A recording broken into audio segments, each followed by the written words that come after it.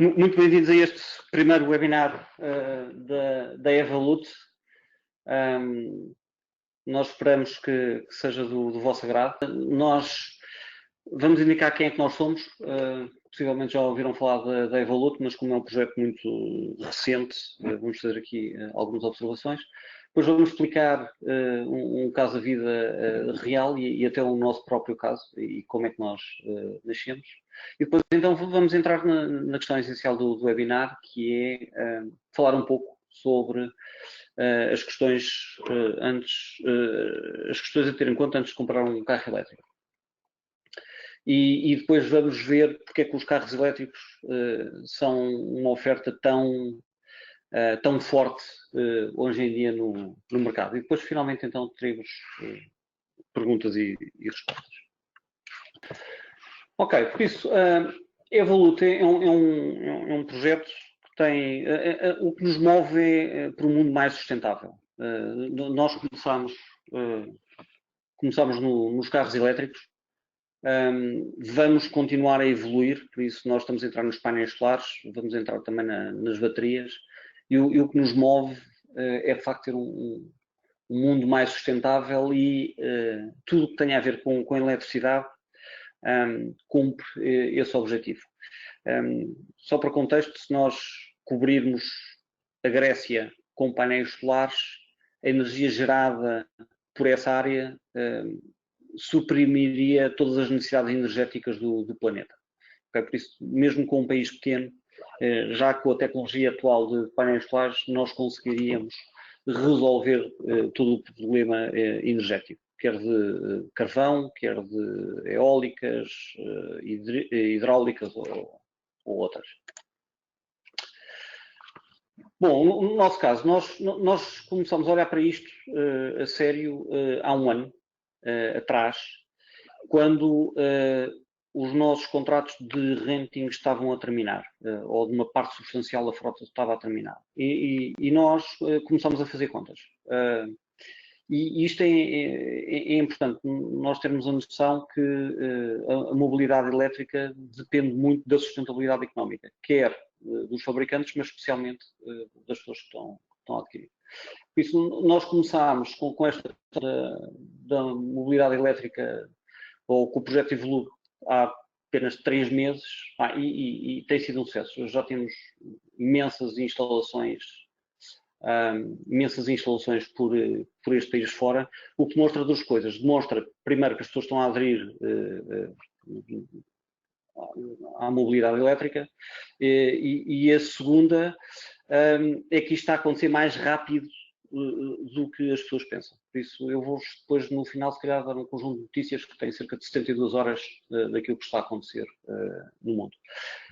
Por isso, começámos há 3 meses, já temos N equipamentos instalados, está tudo a correr bem, mas o que nos move é de facto, a desmistificação desta questão da mobilidade elétrica. Achamos que há um conjunto de ruído ainda no mercado relativamente a este tema. E este primeiro webinar é precisamente para tentar minimizar essa falha de comunicação.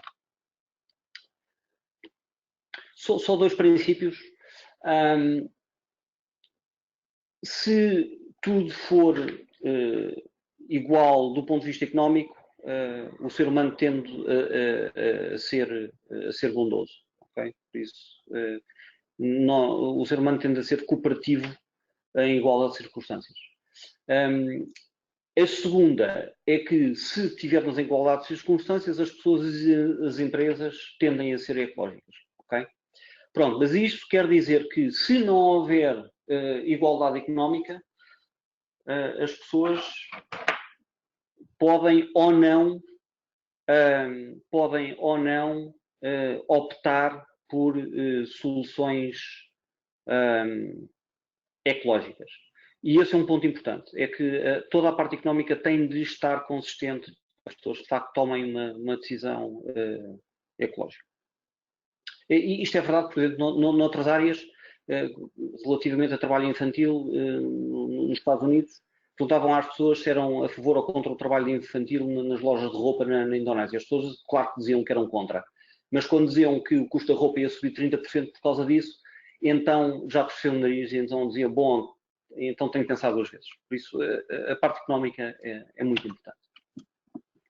Bom, curiosidades e trivialidades.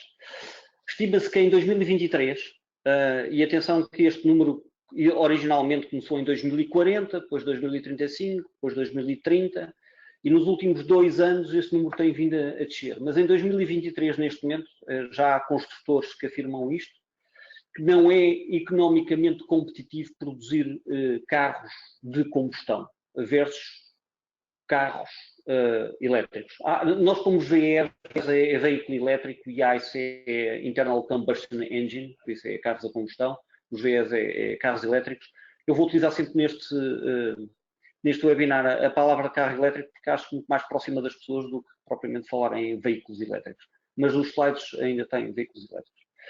Bom, curiosidades. Um carro elétrico tem 300 peças no powertrain, por isso aquilo que é o próprio motor e depois o diferencial e depois os eixos de transmissão às rodas, tudo, e as próprias rodas.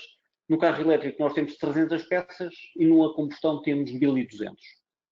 O segundo parte é que um carro elétrico não tem óleos, não tem fluidos, não tem bombas, não tem filtros, quer dizer, isto na grande maioria, não estou a contar com o fluido limpa para brisas que nós temos, mas no powertrain nós não temos óleos, fluidos, bombas, etc. O que quer dizer que um carro elétrico é vulgar haver carros elétricos que durante 4 anos não precisam de intervenção de oficinas.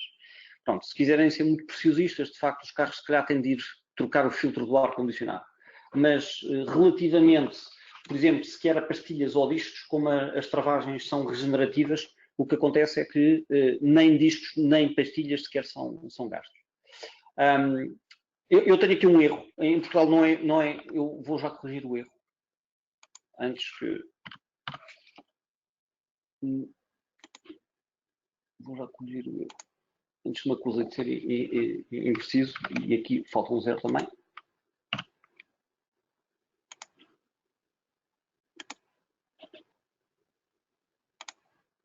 Pronto. Em Portugal, 0,5% dos carros já é elétrico. Okay? Por isso, 1 em cada 200 carros que nós temos no estoque já é elétrico. A densidade dos carros elétricos tem vindo a aumentar substancialmente nos meios urbanos e é por isso que é já mais frequente nos meios urbanos, por isso Lisboa e Porto, nós encontramos já frequentemente carros elétricos. Nós temos cerca de um pouco abaixo de 6 milhões de carros, entre 5 a 6 milhões de carros no parque instalado.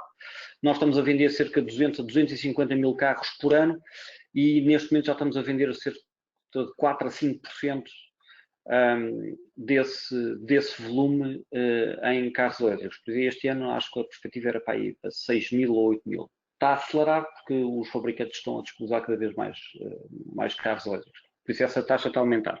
Por isso, se nós olharmos para a taxa em janeiro de 2019 é uma coisa, se nós olharmos para a mesma taxa em junho é outra, e quando nós voltarmos a olhar em dezembro, essa taxa já aumentou. Mais curiosidades que é preciso ter em conta. E isto é importante para percebermos depois que os valores residuais dos dieséis e dos gasolinas que são comprados hoje, o valor residual daqui a 4 anos ou 5 anos, vai ser fortissimamente afetado. Porque daqui a 4 ou 5 anos nós vamos ter opções de comprar carros elétricos a um custo ainda muito mais baixo e, como tal, o que vale hoje um carro a diesel vai valer estupidamente menos, um carro a gasolina vai valer estupidamente menos daqui a 4 anos. Outro dado interessante é que um trabalhador consegue montar 1000 peças num carro elétrico por dia, numa fábrica, mas só consegue montar 300 peças num carro a combustão. O que significa que o diferencial de produtividade de um trabalhador numa fábrica de elétrico para outra fábrica é de 1 para 10. O que significa igualmente que mais sustenta esta questão de que cada vez é mais caro produzir carros a combustão. Ora bem, a escolha de um carro elétrico, sim ou não. Por isso, o que é que nós devemos fazer? Planear a mobilidade, não é só comprar o carro elétrico, é planear a mobilidade. Isso significa que temos de avaliar o trajeto típico. Eu andei durante 1 ano com Hyundai Ioniq. Atenção que eu não vendo Hyundai Ioniq, não sou acionista da Hyundai e como tal, sinto-me à vontade de referir marcas, mas não estou envolvido não contribuiu para o meu sucesso estar a falar das marcas. Mas andei 20 mil quilómetros com o Hyundai Ioniq durante 12 meses e o Hyundai Ioniq tem 200 km de autonomia, efetivos. Por isso eles anunciam 250, mas de facto aquilo faz 200 sem problemas. E para mim servia perfeitamente. Mas é importante nós sabermos qual é o nosso trajeto casa-trabalho. E depois, finalmente, olhar para a questão da autonomia relevante. Eu ponho aqui o ponto relevante. Muitas vezes as pessoas olham para as autonomias a dizer mas eu vou de férias para o sítio A ou B. Está bem, mas isso acontece uma vez ou duas vezes por ano, ok? E nessas uma vez ou duas vezes por ano nós temos postos de carregamento nas autoestradas, podemos resolver. Mais uma vez, eu durante esse ano fui de férias, fui para fora do país, voltei, correu tudo bem. É preciso, se calhar, planear um bocadinho melhor esses eventos, mas são eventos excepcionais. E aqui a mensagem que eu queria transmitir é que não vale a pena, por causa desses eventos excepcionais, em que são 2 ou 3% dos nossos dias num ano, se calhar pagar mais 20 mil euros num carro. Depois, erros típicos. Apenas comprar o carro, por isso não planear a mobilidade, não planear onde é que nós carregamos o carro, não planear o tipo de trajeto. Escolher o máximo de autonomia. Eu diria que esta é talvez sempre a primeira pergunta que as pessoas fazem relativamente aos carros elétricos, é qual é a autonomia. Mas a autonomia tem de ser relacionada com o tipo de uso.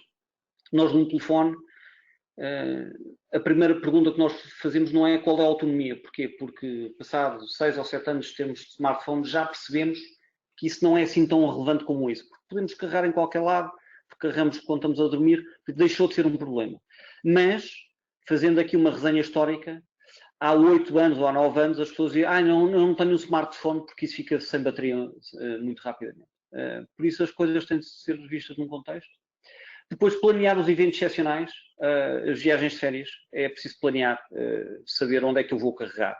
Pronto, é uma atividade, se calhar, que a bem da sustentabilidade e da razoabilidade económica, se calhar podemos gastar 1h30 antes das férias e ver onde é que há um posto de carregamento rápido, se o hotel tem ou não um posto de carregamento e onde é que nós podemos carregar. E depois considerar alguns outros aspectos técnicos relevantes. Esses sim serão importantes. Nem todos os carros têm a mesma tecnologia de bateria, ou seja, a capacidade de carregar rápido, nem todas as baterias são arrefecidas, uns são, outros não. Como tudo na vida, tecnologias melhores tendem a custar mais. Mas dito isto, nós aqui na Evolute, e Evolute pertence ao grupo Join, nós temos Hyundais, Teslas, Zoes, por isso temos plugins também. Por isso estamos habituados ao conjunto de tipo de carros e todos funcionam. Bom, entrando aqui, se calhar, um bocadinho mais e diretamente no exemplo, eu resolvi comparar um BMW Série 1 com o Hyundai Ioniq. O Hyundai Ioniq que nós estamos a comparar é o spec. Isto quer dizer que tem, inclusive, estofos refrigerados, tem estofos microperforados refrigerados, que é uma coisa que vocês não vão conseguir encontrar, obviamente, na série 1 da BMW. Pronto, mas foi isto que nós tentámos encontrar. Os preços são aproximados, não são preços totalmente reais, mas para efeitos de comparação serve perfeitamente. Esta folha de cálculo está no site da Evolute, vocês podem ir lá, podem descarregar o Excel, e se vocês quiserem outro modelo ou comparar, mandem-nos um mail e nós adicionamos à folha de cálculo. Tranquilo. Ora bem, por isso, qual é a primeira grande diferença? A primeira grande diferença é que o IVA é recuperável num carro elétrico se for comprado por uma empresa. E isto às tantas vale tanto dinheiro que às tantas eu conheço N pessoas que estão a criar unipessoais só para comprar o carro, ok? Porque podem imediatamente recuperar o IVA. Depois, do ponto de vista de custo de manutenção de um ano, eu pus ali 250 euros no Ioniq, posso dizer que os nossos Ioniqs ainda não foram à oficina, já têm um ano ou um ano e meio, mas é uma estimativa. Há de haver troca de filtros, há de haver pequenas coisas. Do outro lado, não, temos troca de óleo, temos filtros de óleo, filtros de combustível, por isso, all in all, nós temos ali um custo de manutenção. Depois, o seguro é um bocadinho mais barato nos elétricos.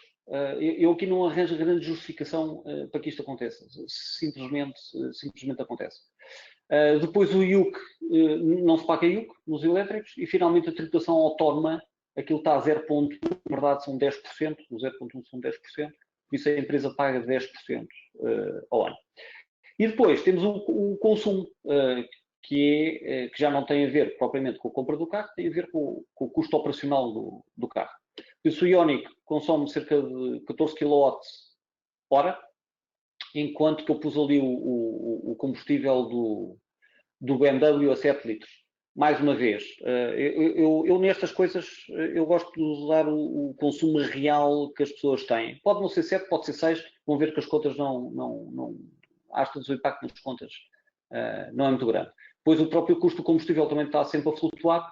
Eu pus ali o custo da eletricidade no Ioniq em 15 cêntimos. 15 cêntimos é uma média entre 10 cêntimos que se consegue carregar à noite e 20 cêntimos quando nós estamos em cheias e, portanto, pus 15 cêntimos.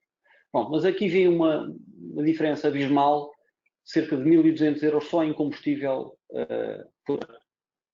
Pronto, fazendo as contas todas, o que acontece é que num total de 4 anos, nós temos um diferencial de mais de 10 mil euros. E depois, continuando a fazer as contas, vemos que o custo operacional real de um elétrico comparável com outro, um é de 635 e no outro é de 1.075. Por isso, nós estamos a falar de uma poupança direta de cerca de 40% em gama média. Por isso, não estamos sequer a falar em gamas altas, onde, por exemplo, a tributação autónoma pode subir para 27,5% ou mesmo 35%. Por isso, planear a mobilidade elétrica. Se é particular ou empresa, por isso, quantos quilómetros é que nós fazemos? As pessoas perguntam-me sempre a questão de corner case, ou seja, casos excepcionais, dizer, mas eu faço muitas vezes Lisboa-Porto porque sou um comercial. Está bem, se calhar aí a solução elétrica pode ou não ser uma boa opção. Mas a maior parte das pessoas não é um vendedor comercial que faz Lisboa-Porto todos os dias. Não é? Por isso é preciso perceber qual é o âmbito em que nós estamos e isso é fazendo umas contas. E notar que um carro elétrico deve ser visto como um smartphone. Por isso, eu devo conseguir carregar tranquilamente o carro todos os dias. E se eu tiver uma topologia de deslocação em que isso me seja possível fazer com a autonomia do carro, então ótimo.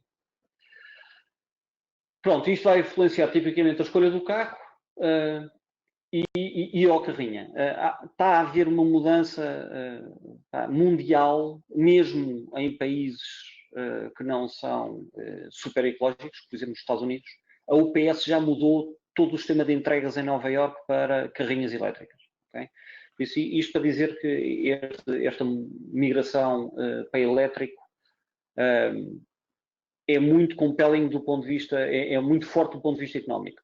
Em Londres, por exemplo, essa mudança está acontecendo, mas por imposição da Câmara de Londres, por causa de metas de antipoluição.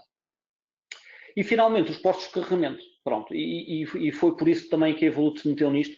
Nós achamos que os operadores atuais no mercado ou não davam resposta ou complicavam isto um bocadinho. Eu acho que há imensas soluções, é preciso discutir imensas soluções. Nós estamos a falar com construtoras, com promotores, com gestores de condomínio. Para cada um desses casos existem cenários diferentes. Isto é só uma questão de nós queremos obter a solução e ela aparece. Bom, o que é que nós precisamos ter em conta? Autonomia. Eu acho que isto não é o real tema, mas como é sempre um tema para as pessoas, aliás, acontece uma coisa engraçada que a autonomia nunca é um problema para quem tem um carro elétrico e é sempre um problema para quem ainda não tem um carro elétrico. Por isso, há aqui um fenómeno interessante que acontece, que é quando as pessoas compram um carro elétrico, curiosamente percebem que a autonomia deixou de ser um problema. Bom, tempo de carga. O tempo de carga depende, obviamente, da capacidade elétrica. Por isso, o que nós temos em casa são fichas de 10 amperes, por isso aquelas fichas que estão na parede, que são tomadas chuco, chama-se tomada chuco. A instalação que vai até à tomada, do ponto de vista de certificação, tem de ser até 16 amperes, mas depois a própria tomada tem um limite de 10 amperes, não sei por mais 10 amperes. Pronto, isto significa que eu agora vou fazer aqui outra correção.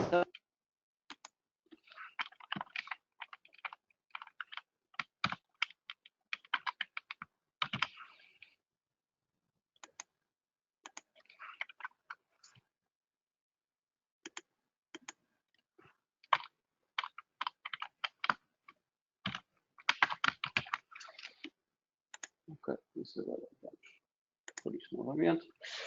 Por isso, se eu tiver uma bateria de 40 kWh, eu demoro 18 horas a carregar numa tomada de 10 amperes. Se tiver 16 amperes, demoro 11.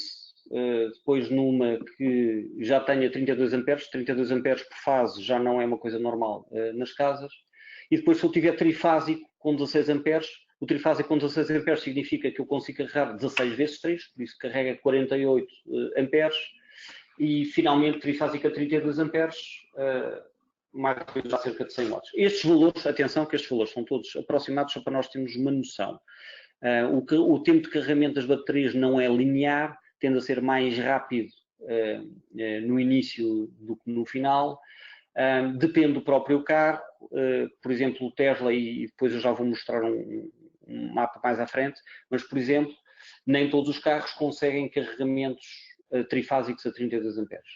E isto também é um ponto importante, porque às tantas o pessoal entra em stress, a dizer que quer o carregador com maior potência absoluta, quando depois o seu próprio carro não consegue carregar nessa velocidade.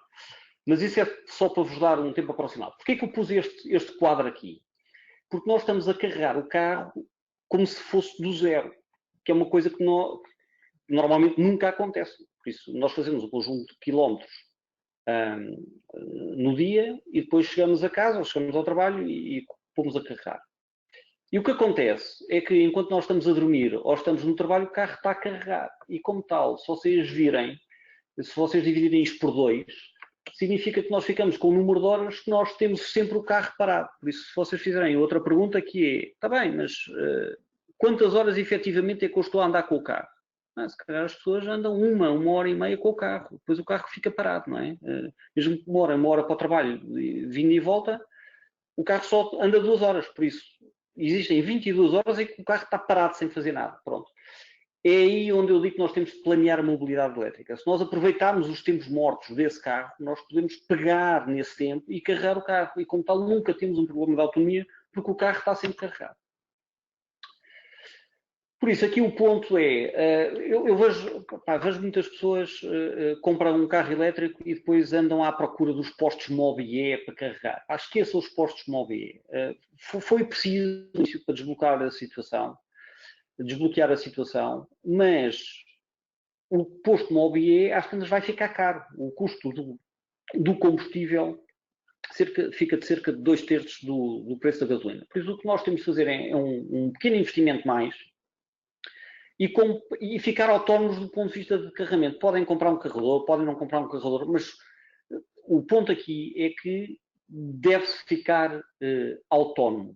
Porque senão ficamos à mercê de o posto estar ocupado, o posto estar a funcionar, o pricing a alterar. Todos os meses as elétricas alteram o pricing. Felizmente tem vindo para baixo, já perceberam que aos preços que estavam as pessoas não iam lá.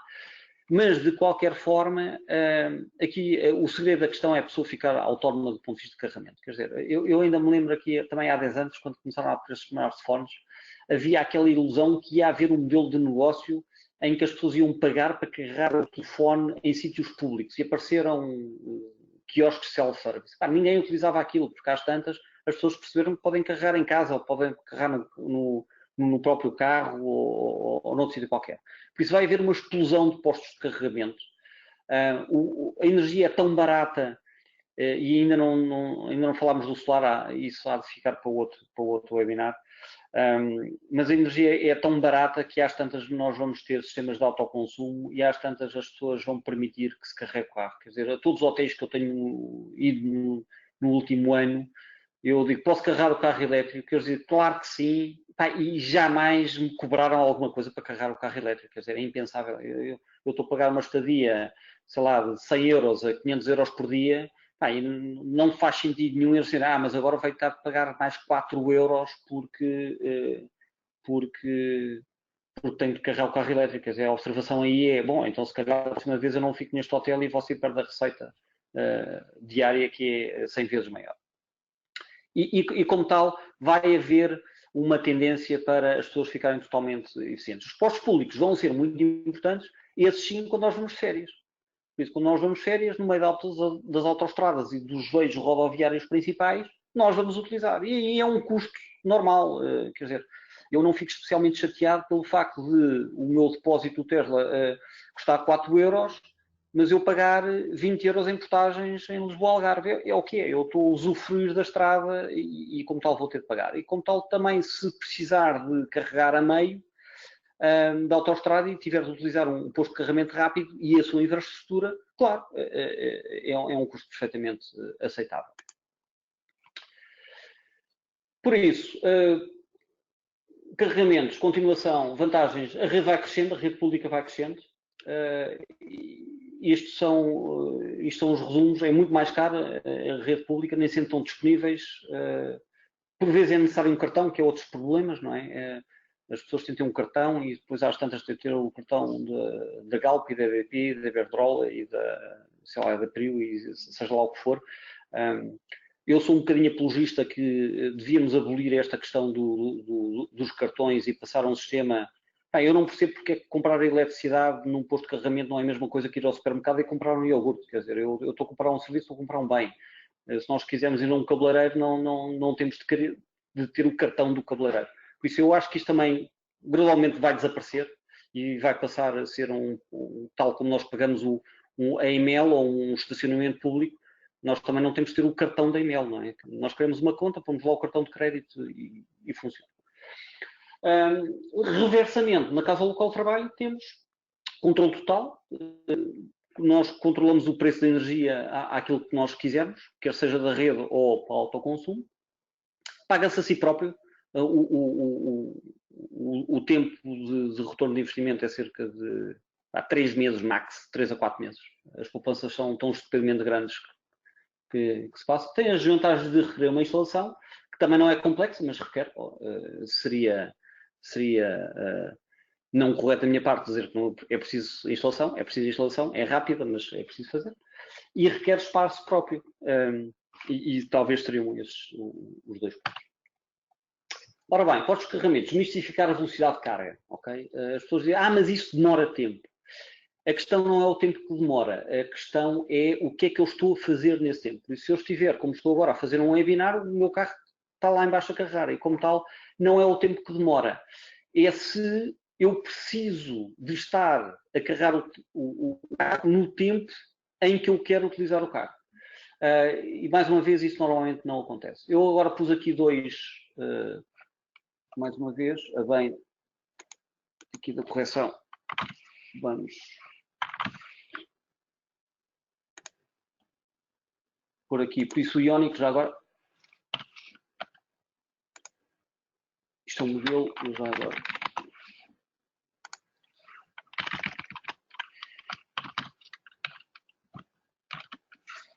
Bem, vou seguir em frente. E isto é o modelo da Hyundai. Eu pus aqui dois, porque o Ioniq gasta menos, porque é um carro mais leve, é mais pequeno, o Tesla é mais pesado, gasta mais.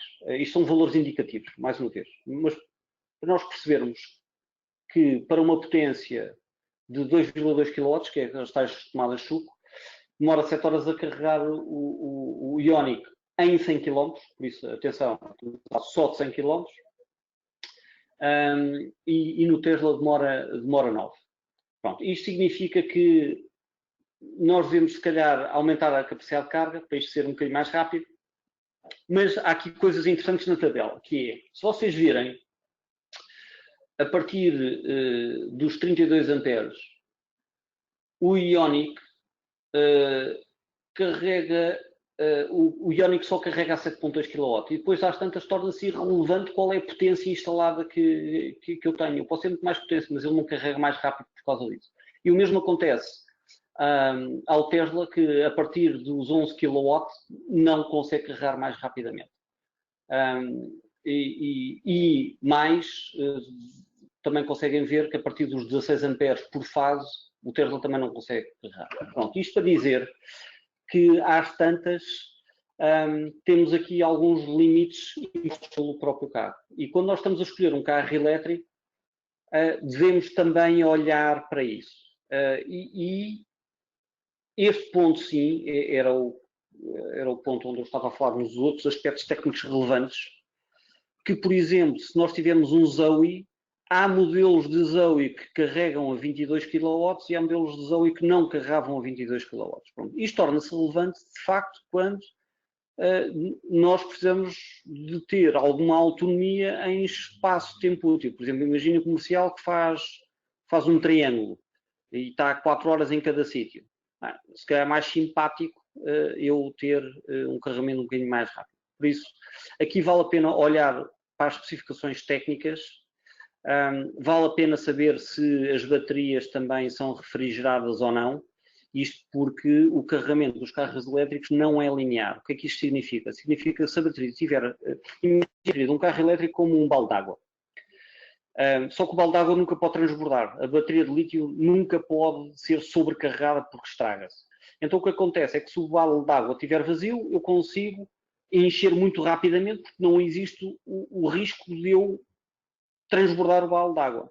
Mas quando o balde de água já está próximo de estar cheio, eu tenho de encher mais devagarinho, que é para ter a certeza que o balde de água não transborda. E como tal, à medida que a bateria vai enchendo, eu tenho que carregar mais lentamente. E é por isso que muitos construtores também dizem a velocidade de carregamento até 80%. Porquê? Porque a partir desses 80% é que a velocidade de carregamento baixa. Também, quer dizer, já temos 80% da carga, por isso, se calhar, os outros 20% é só para situações excepcionais. Marcas de modelos. Todas as marcas têm agora modelos de carros, ou vão ter.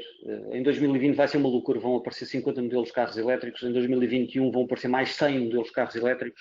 Na China, só em número de construtores, só para nós termos uma noção, existem 250 construtores de carros elétricos na China. Vai haver uma transferência clara da indústria automóvel normal, que está relativamente estável há 100 anos, para nós vermos novos players a aparecer com carros elétricos. A própria Dyson, que faz os secadores de mãos e de cabelo e aspiradores, agora já tem carros elétricos a ser construídos em Singapura, porque percebia que eles eram muito bons a fazer motores elétricos. Bem, um carro elétrico é um motor elétrico com um computador, eu digo que aquilo é um computador com rodas.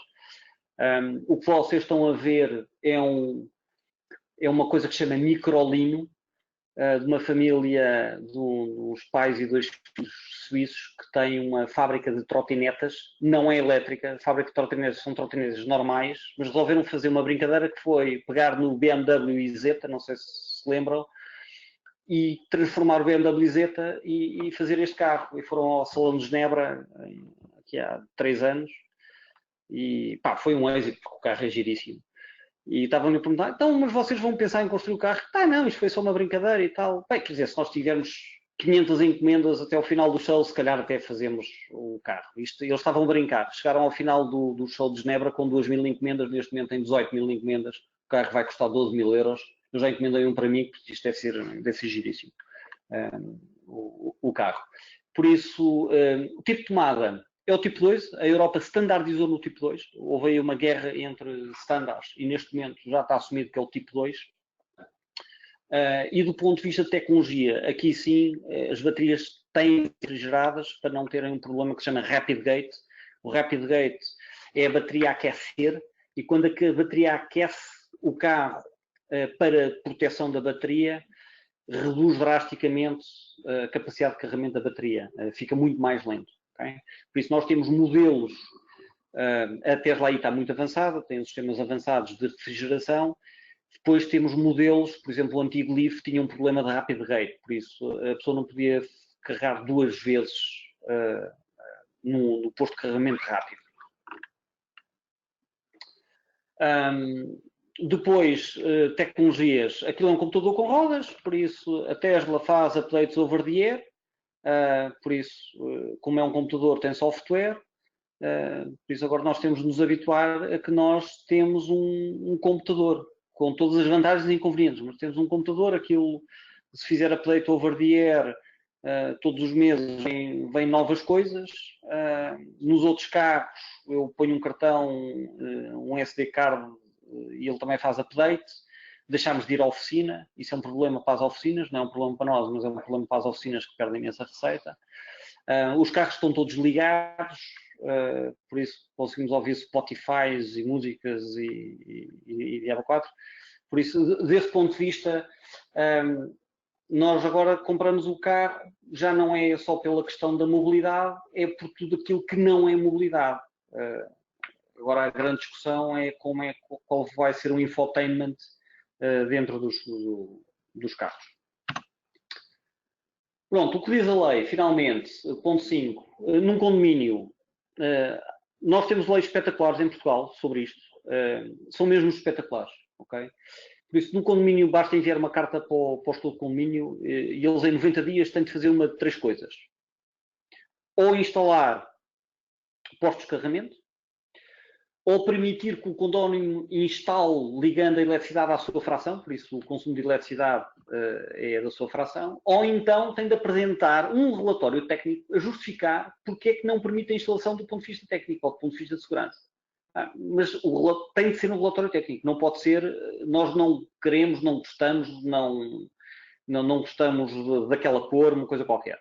Tem de ser um relatório técnico que tem um custo, que tem uma chatice associada, por isso normalmente o que acontece liminarmente é a resposta do condomínio dizer a opção B, instale mas ligue à fração. O que está a acontecer às empresas que estão no condomínio é que conforme os pedidos vão aumentando e devido a limitações depois nas escaleiras e técnicas, começam a equacionar a hipótese A.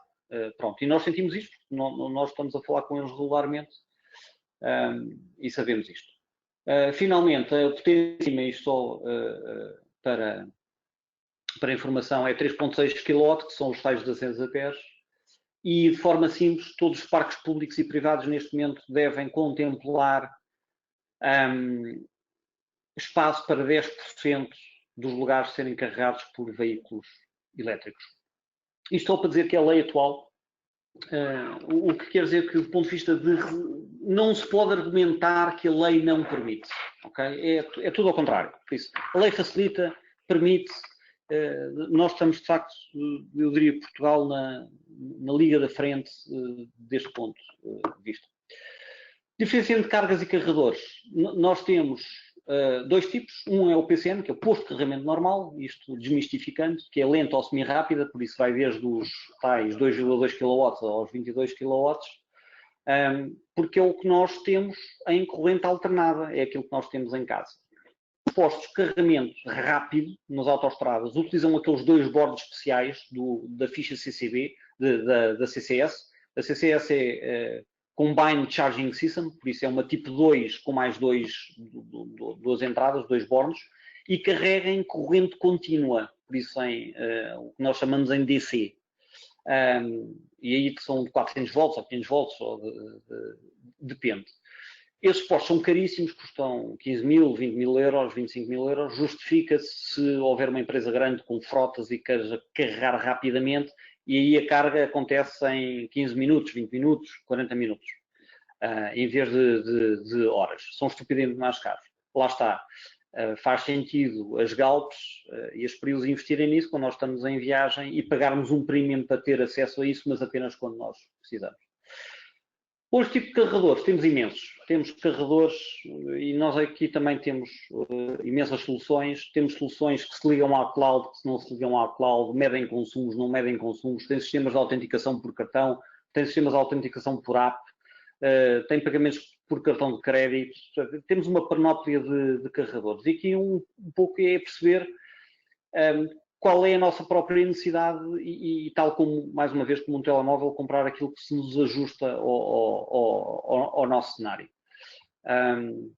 Às tantas não vale a pena comprarmos a melhor tecnologia, mais complexa, etc., só por comprarmos. Por isso, convém comprar aquilo que nos ajuda a nós. Pronto, e finalmente, queria deixar aqui a conclusão: o carro elétrico entre 45% a 70% mais económico do que um carro a diesel. Estamos a falar de cash flow real, estamos a falar do dinheiro que está a sair realmente da nossa conta. O grupo Join está a poupar 500 mil euros em 4 anos. E passamos de renting para leasing, por isso não só ficamos com a propriedade dos carros, como estamos a poupar 500 mil de cash flow. Isso acontece quer do ponto de vista da poupança fiscal, quer do ponto de vista depois do próprio combustível, que nós não temos. Não esquecer que cada vez que testamos um litro numa bomba de gasolina, há mais 70 cêntimos, para além de tudo o resto, que também são um imposto, que é o imposto sobre os petrolíferos. Além disso, depois temos outros impostos, o IUC, parques, etc., que continuam a ser gratuitos. Nós estamos a contar que daqui a 2 ou 3 anos essas poupanças fiscais desapareçam.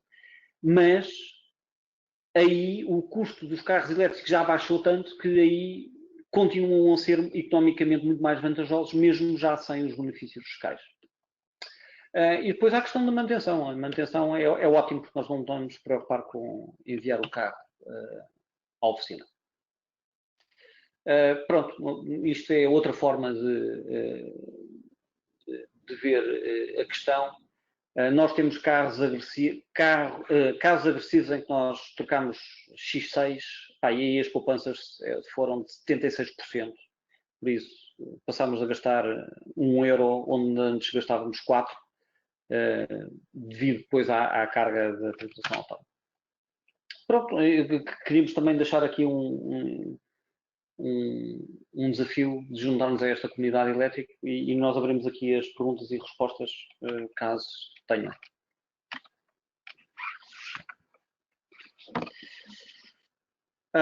Bom, primeira pergunta: qual é a diferença entre monofásico e trifásico? Muito bem. Pronto, nós temos uma instalação elétrica que tem tipicamente 2 cabos, que é o cabo neutro, que é o cabo que, se nós tocarmos, nada acontece, não temos um choque. A questão é que nós nunca sabemos qual é o cabo neutro, por isso, por favor, não se ponham a tocar nos cabos das nossas fichas. Mas as nossas fichas têm dois bornos, não é? Tem um cabo, que é o neutro, que nós não sabemos, e depois tem o outro cabo que está em tensão, que é onde vem a energia. Por isso, a energia vem desse cabo, passa pelo dispositivo elétrico, pode ser um motor, um ferro de mar, uma televisão, seja o que for, e depois vai para o neutro, ok? Por isso, pensem como um cano que está alto, está a debitar água, e essa água a terra cai em baixo. O cá em baixo é o cabo neutro e o lá em cima é o cabo. Pronto, do ponto de vista da instalação elétrica, nós podemos ter 3 cabos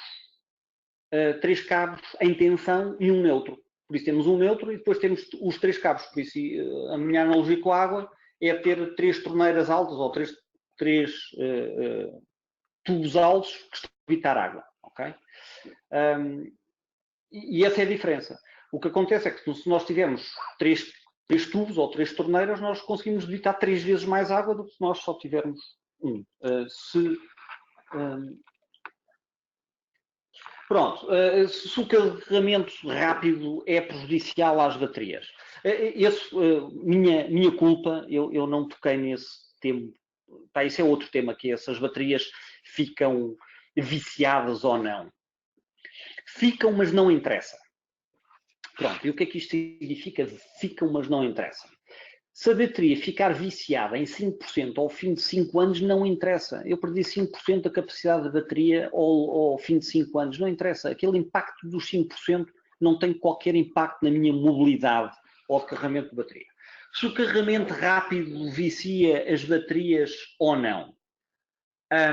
Teoricamente, o carregamento rápido é mais agressivo do que o carregamento lento.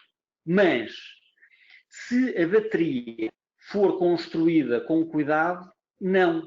E como tal, mais uma vez, para efeitos práticos, o que acontece é que a tecnologia já evoluiu o suficiente para as baterias que nós estamos a comprar hoje têm um impacto mínimo com o carregamento rápido. Por isso, se quiserem a resposta do matemático em que quer as coisas 100% certas, eu diria sim, vicia. Ou é prejudicial. Se quiserem a resposta do engenheiro, que é muito mais pragmático, diria não, nunca estou preocupado com isso. Todos os carros elétricos fazem updates? Não, não fazem. Claro que não fazem. Não fazem, mais uma vez, isto agora é uma questão de... O update over the air, o que é preciso? É preciso que o carro esteja ligado, que tenha uma ligação, por isso tem de ter uma ligação mobile, 4G, 3G, ou 4G, é o que for, ou Wi-Fi. Por isso carros... Mas isso tem um custo, não é? A eletrónica tem um custo, o próprio ligação tem um custo. Portanto, se me disser o Hyundai Ioniq tem OTA, não tem OTA. Pronto, eu tenho de ir ao site, descarregar o software e injetá-lo ao software. Demora-me meia hora. O Tesla tem OTA? Tem. O Jaguar tem OTA? Tem. A BMW tem. O Zoe tem? Não tem. Pronto, isto agora entramos no maravilhoso mundo das escolhas pessoais de cada um. O que é que nós valorizamos, o que é que nós valorizamos. Mas se não tem, temos de verificar se o modelo tem. Daqui a 2 ou 3 anos eu diria que todos vão ter, ok? Por vários motivos. Nós vamos continuar a ter produções rápidas na condução autónoma. Eu acredito que daqui a 5 anos estamos noutro universo. Se nós pensarmos que há 10 anos atrás não havia praticamente Facebook e não havia iPhones, o iPhone foi criado há cerca de 11 anos, em 2008, foi lançado ao finais de 2007, não é? Por isso o mundo transformou-se todo em 12 anos. E quando eu ouço as pessoas dizem, não, isso ainda vai demorar 10 anos ou 15 anos, as pessoas não têm noção do que é que nós evoluímos em 10 anos, mas sobretudo não têm noção do poder de cálculo que nós estamos a adicionar todos os anos. Por isso, daqui a 5 anos, o que vai acontecer é que com a condução autónoma ser muito mais disseminada, os algoritmos também têm de ser mais facilmente disseminados. E a forma de fazer isso não é confortável as pessoas irem às oficinas e como tal é over the air.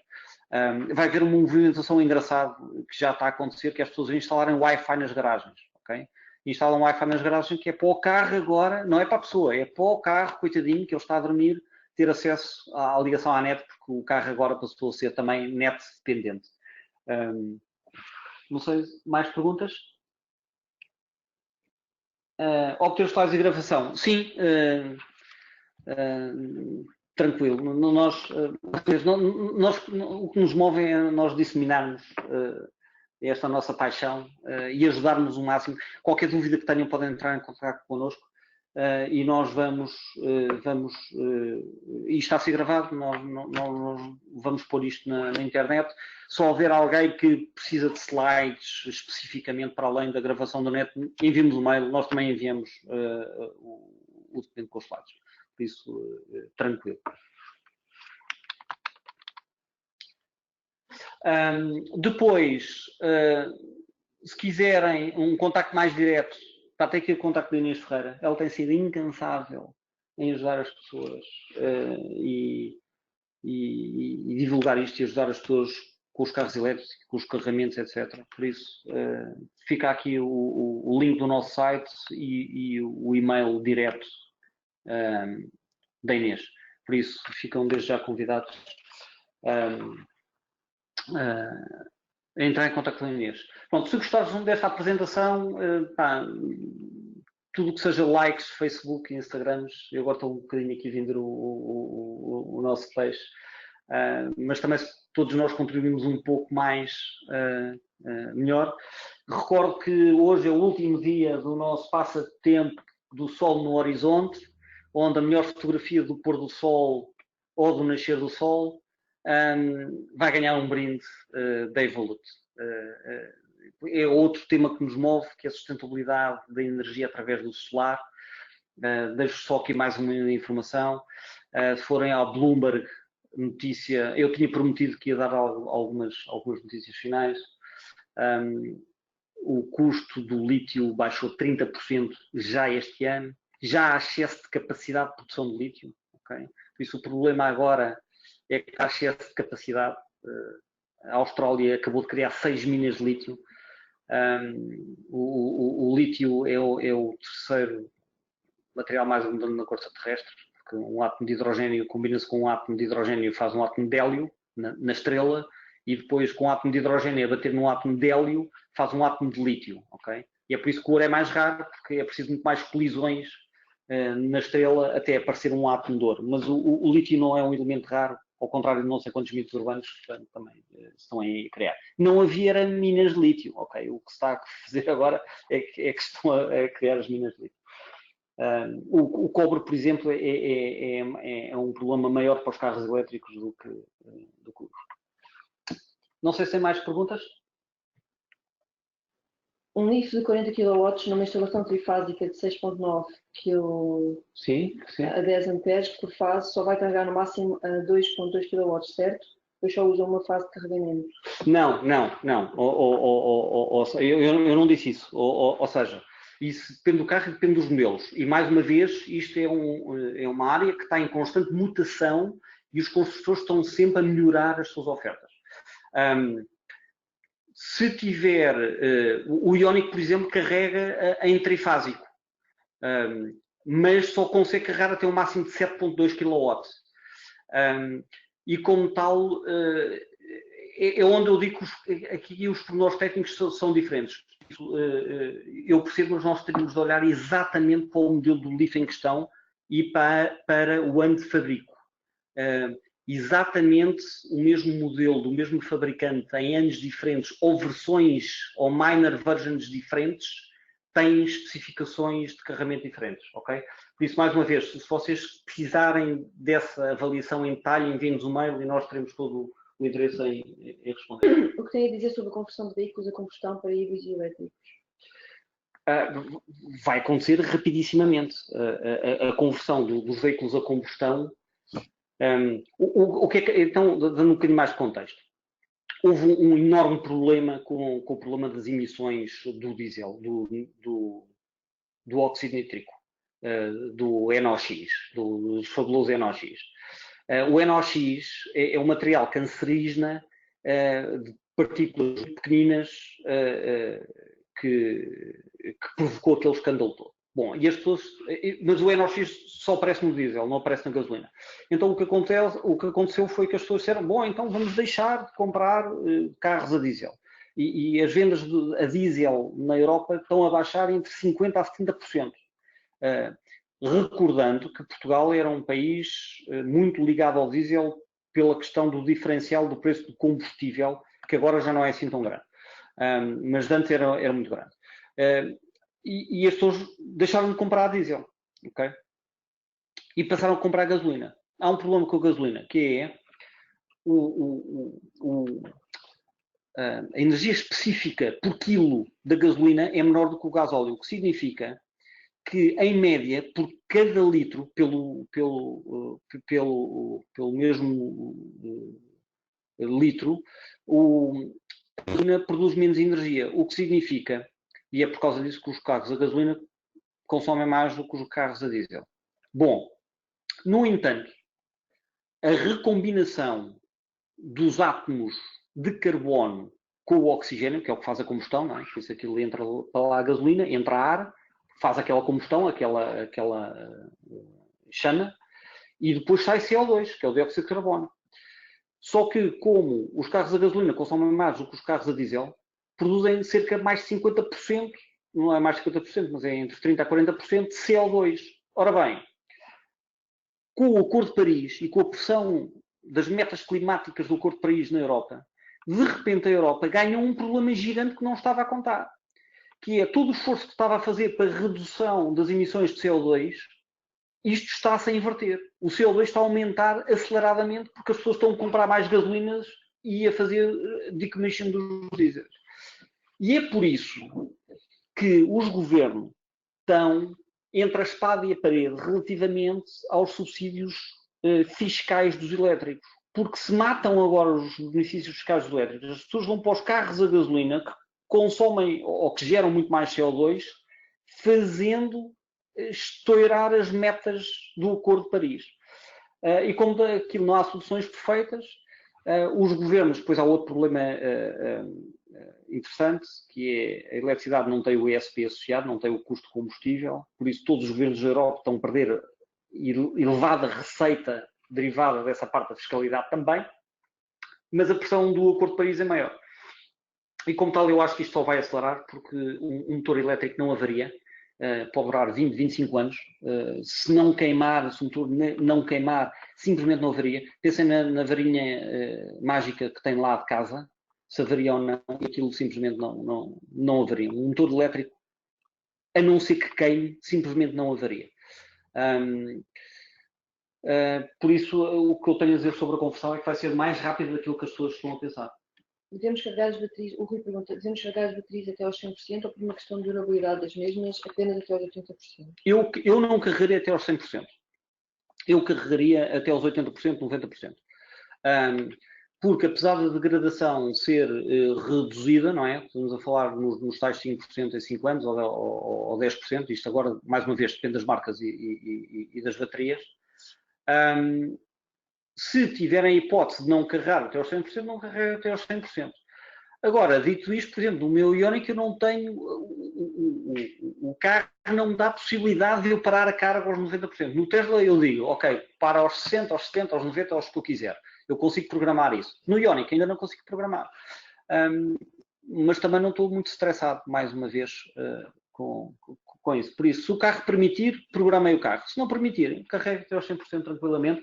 Não se ponham a olhar para o carro a dizer, já vai nos 90%, tenho de ir lá a correr abaixo, desligar o carregador. Não te estressem um bocadinho. Temos mais duas perguntas. O Pedro Nascimento pergunta, tenho um Kawai EV, não existe um adaptador que permita carregar em CA a 11 kW ou 2 kW, ou vou estar sempre condicionado ao carregador interior do carro? Não percebi. O Kawai é Hyundai e a tecnologia é muito parecida com a Ioniq. Não percebi bem a questão. Esperamos que o Pedro esclareça. Entretanto, o Miguel Brandão fez a pergunta sobre o Leaf. Diz que a minha questão é que este carro carrega no máximo uma fase a 32 amperes, mas devido à instalação do condomínio ser esta 6.9 kVA a 10 amperes por fase, se a velocidade seria esta?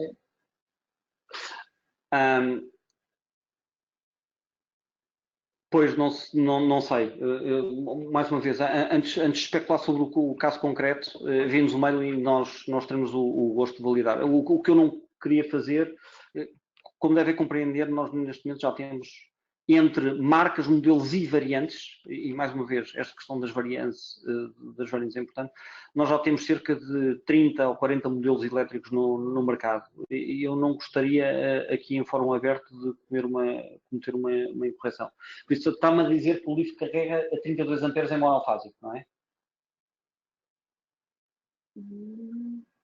Mas que o condomínio só permite 6.9, é isso? Pronto, esta questão relativamente dos edifícios tem a ver com o seguinte. Quando se construiu o edifício, que há 10, 15, 20 anos, ninguém pensava nos carros elétricos. Isto é um fenómeno super recente. E como tal, certificou-se ou criou-se a instalação nas garagens apenas para questões de iluminação e dos equipamentos e de bombagens de segurança e de ventilação.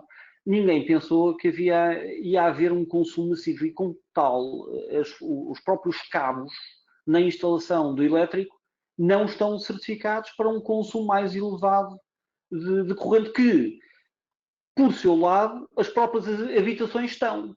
Por isso, agora o que acontece é que nas coretes técnicas já não existe muitas vezes espaço para passar um cabo que muitas vezes foi da garagem lá para cima para a habitação, passar outro cabo da habitação outra vez cá para baixo, porque a corete técnica não tem espaço, além de ter um custo elevado. O melhor disto tudo é nós tentarmos trabalhar colaborativamente com os nossos condóminos e criar espaços de carregamento partilhado.